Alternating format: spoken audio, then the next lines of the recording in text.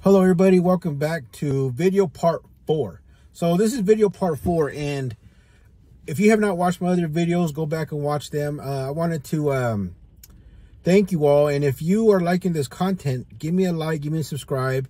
And on this channel I teach a lot of website traffic, because that's what I had a hard time learning as well. So in the other videos, my latest video, I talked about the workforce. So from the workforce, I worked this other job. And prior to that job, I was in between jobs for like a year, and I couldn't really decide what I wanted to do, like, because I kept bouncing around from job to job to job, and it was the same thing, attempt to hire. So this other job I got, I always wondered what it would be like to work at this place. So I ended up putting an application. It was another attempt to hire job. Okay, here we go again. So I ended up taking the job. They called me for an interview. Went in for the interview, and then they called me for a second one. That kind of meant I already had the position. So I was building in this job heat exchangers for the CT scans, and it was a good job until I started noticing the way the company was, how they wanted their product built. Now I like to do quality products. They wanted quantity. They didn't really care much about the quality. So I questioned that, and after a while questioning, they got tired of it. So I decided there and then that this is my I want to use this job as a stepping stone. I'm going to use what I already have, and I already started reading some books, this and that. But I started reading the 4-Hour Work Week, and that book really kind of opened up a lot to my mind. I was like, okay, if these people could do it, I can do it. The same thing I started thinking about when I built my old school Chevy, 77 Chevy, that I used to see them do that, like on the show Overhauling, and a lot of these shows where they build old classic cars and turn them into, you know, a piece of art, modern day. So I was like, okay, if these people could do it, I could do it. So that's how I want you out there to think. If you're watching this video, remember, if they could do it, you can do it. If I can do it, you can do it. It just takes it takes time. You got to transfer this. This has to get transferred. Your mindset has to transfer from a W-2 employee to the investor mindset. They're totally different. And you have to get that transformation going. So at that time, I was kind of going around from webinar to webinar. This is before COVID, excuse me. Before COVID, and I started going from webinar to webinar, seminar to seminar, and I decided I needed to make an investment in myself. I had the cash, and I decided whether I'm going to use cash, I'm going to use whatever, because at that time I was kind of scared of debt. You know how a lot of people are scared to have debt? Well, what I learned from a lot of these, like Grant Cardone, a lot of these multimillionaires, real estate investors, a lot of them use debt. They use debt as tools. They use like 401ks, IRAs, other people's money, grants. They all use these at their disposal. So they use this money, other people's money, to build their businesses. Everybody wins. It's a win-win-win. So when I started learning this, it took a while for me to get that transformation, but I eventually got it. So I got into the online world. As you can see, a lot of my other videos will show website traffic or even how to build an online business. I jumped into 3 fields at first. Doing too much at once could really hurt you. So I worked a full-time job, and I started learning day trading. And I used to see those signs on the street. If you want, if you're interested in day trading, go here, this and that.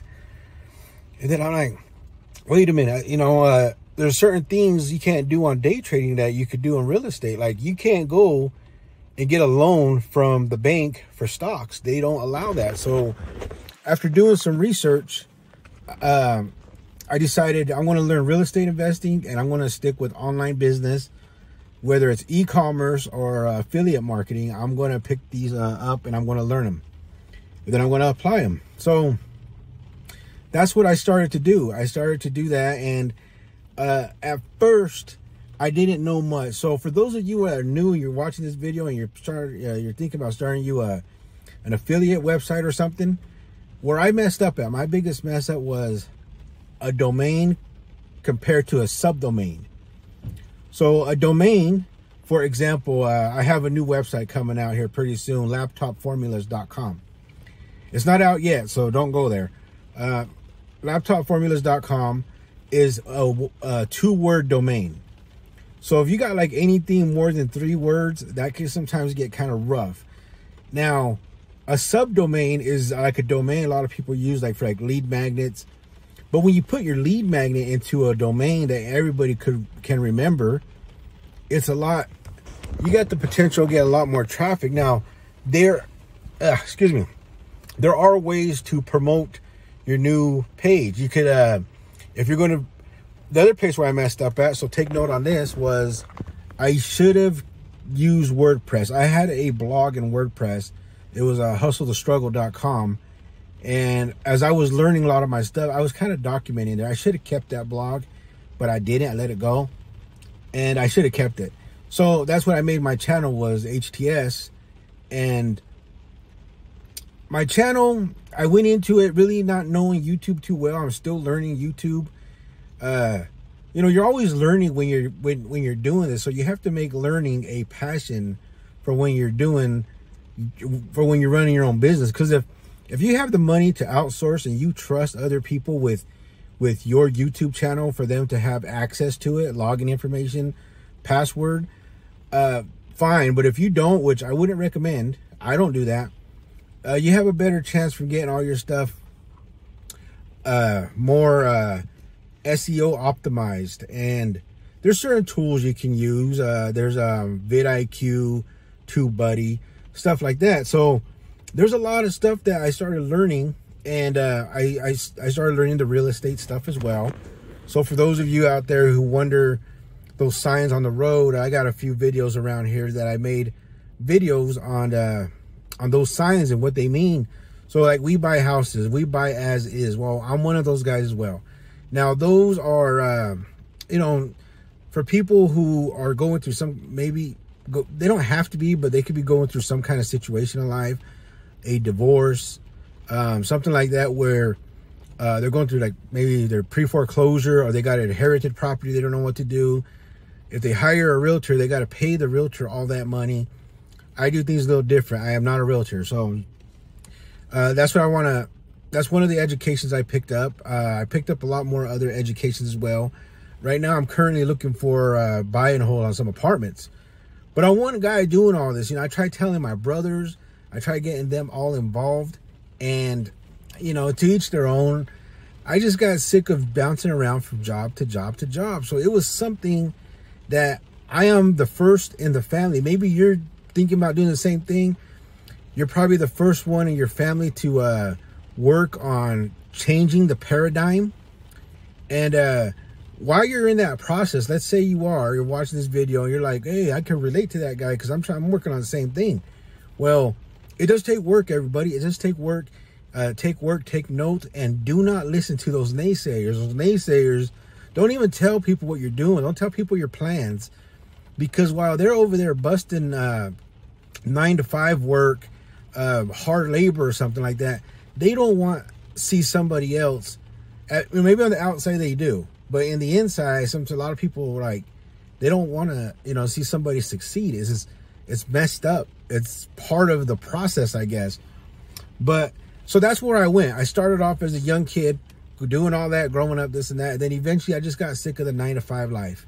I got sick of the 9-to-5 life, and it just got frustrating. It got really frustrating for me because I kept bouncing around from job to job to job. And I'm the high school graduate in the family. So everybody's getting paid more than me. And I'm like, what the hell? So I decided to start something different. And I always thought about like this when I was 17 years old. I always thought about, I didn't want kids. A lot of my friends were having kids, this and that. And I'm like, well, I don't want to have kids because how much actual time do I get to spend with them? I'm on my way to work, 8 hours at work, maybe 10, maybe more. I come back, I'm tired. I mean, not many people really analyze those numbers. So thank you for watching. I hope you subscribe, and ring that bell to get notified. Thank you. Bye.